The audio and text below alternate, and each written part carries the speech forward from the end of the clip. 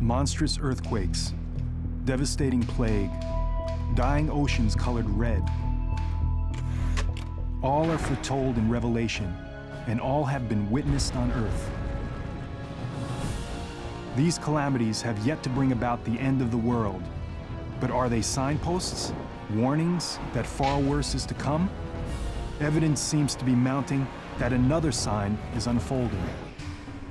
1997, the Canadian Arctic, 100 miles from the nearest city. A field researcher begins to notice something alarming. The changes that I saw unfolding in the Arctic were much too large, much too persistent to be explained away as just natural variations in climate. There was something else at work there. This is real, and it's now. Giant ice sheets the size of Rhode Island cleave off Antarctica. Hurricanes rage with unimaginable intensity in the Atlantic. Cyclones bring death to hundreds of thousands in Asia. Droughts decimate gigantic regions of the world, and species are driven to extinction at rates never seen before. Could all these calamities be connected to one sign? Revelation tells us the 7 seals bring forth 7 trumpets, and the blaring of the 7th trumpet summons 7 bowls. And with the 4th bowl, an angel poured his vial upon the sun, and men were scorched with great heat.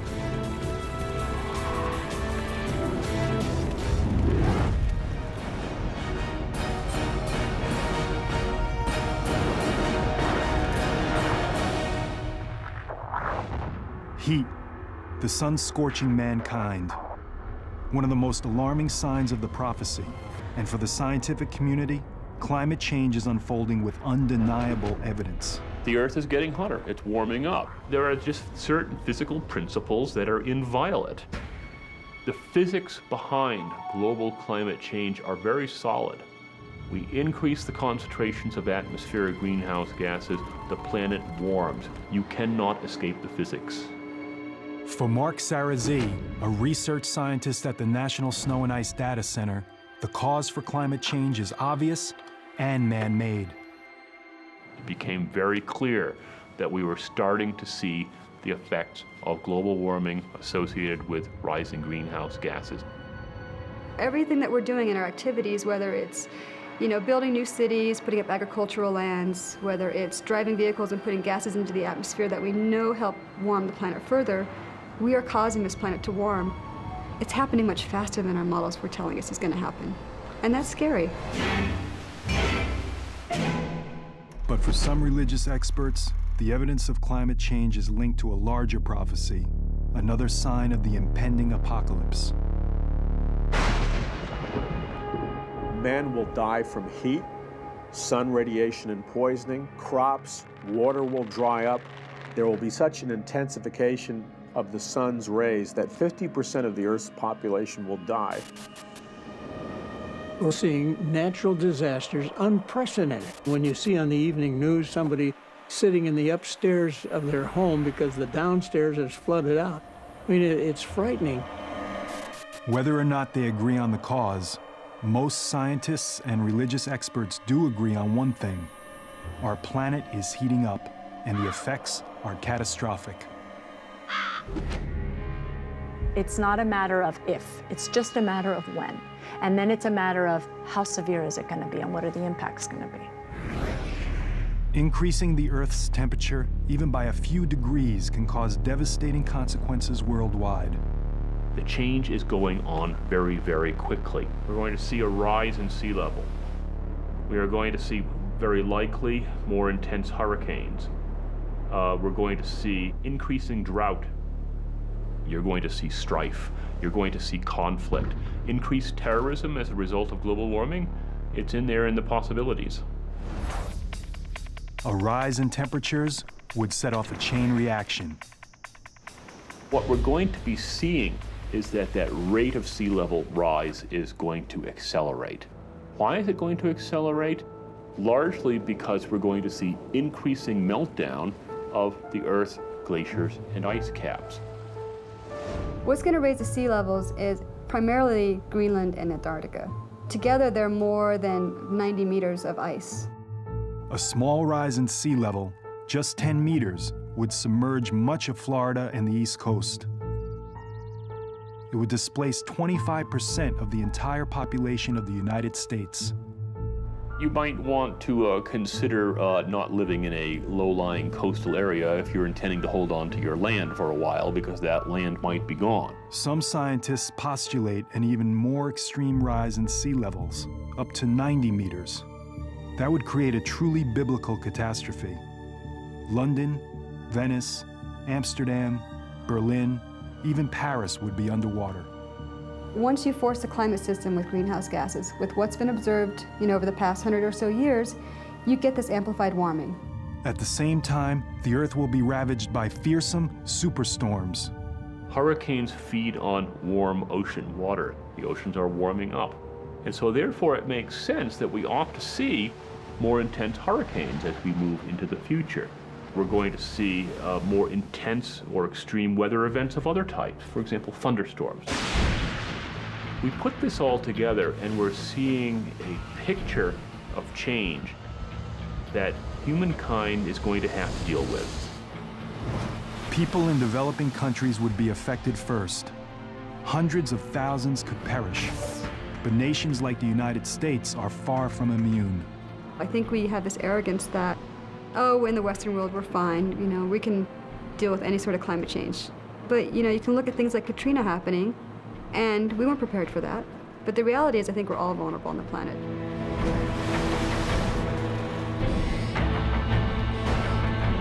Whether or not we're ready for global warming is a matter of conjecture. But there's no way to prepare for the next sign, a global war that will wipe out most of humanity. The final battle between good and evil. Revelation calls it Armageddon.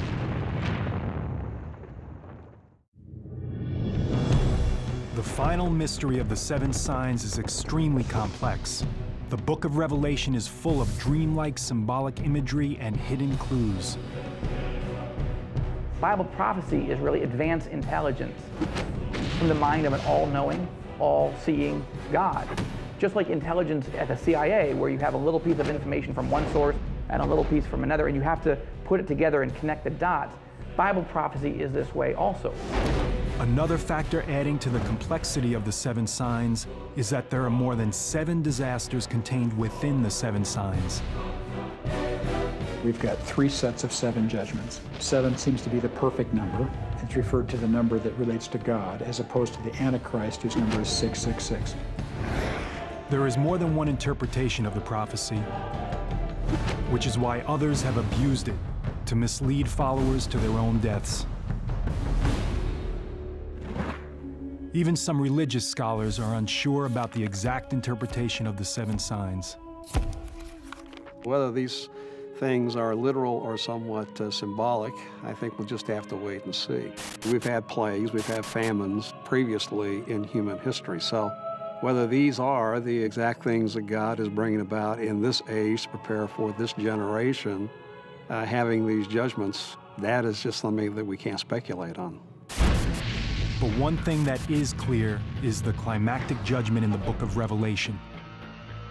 The final sign, Armageddon. And I saw the beast,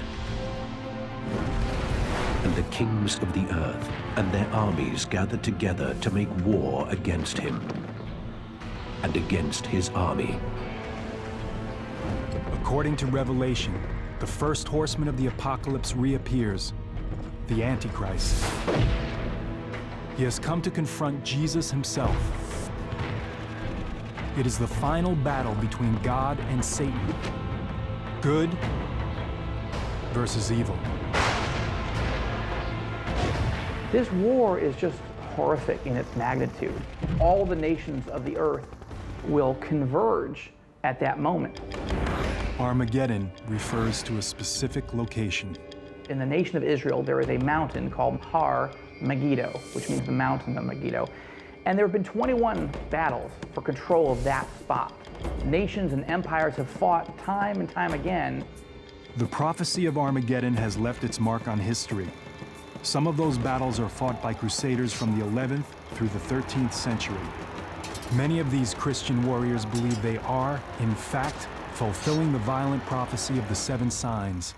The Crusades were literally seen as a working out of the prophecies of Revelation, because they were armies under the cross of Christ, moving into the Holy Land, the site of the Battle of Armageddon, and doing battle with infidel armies who they saw as diabolical.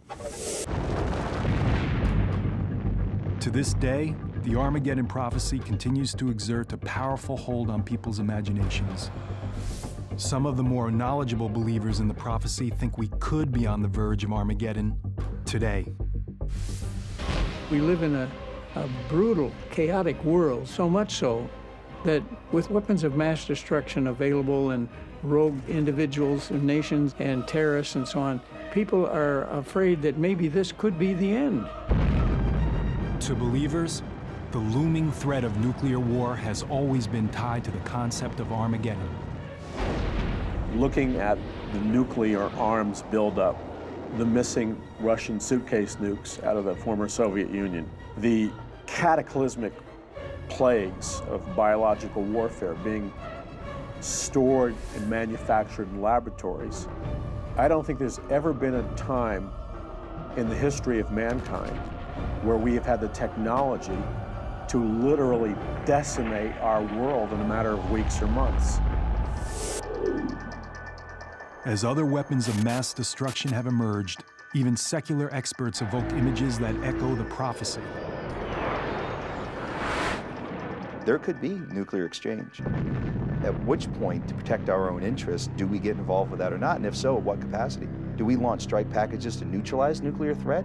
Or do we just say, you know, let's just have at it? If the final prophecy culminates in nuclear Armageddon, the end will be similar to those caused by a large asteroid impact or a huge supervolcano eruption. The devastation of war will be followed by a nuclear winter, a shroud-like cloud of radioactive debris that will envelop the globe in darkness. We would now lower our global climate temperature by at least 10 degrees.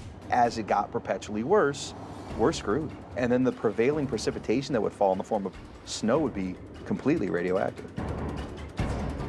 In this frozen hell, we would meet our final apocalypse.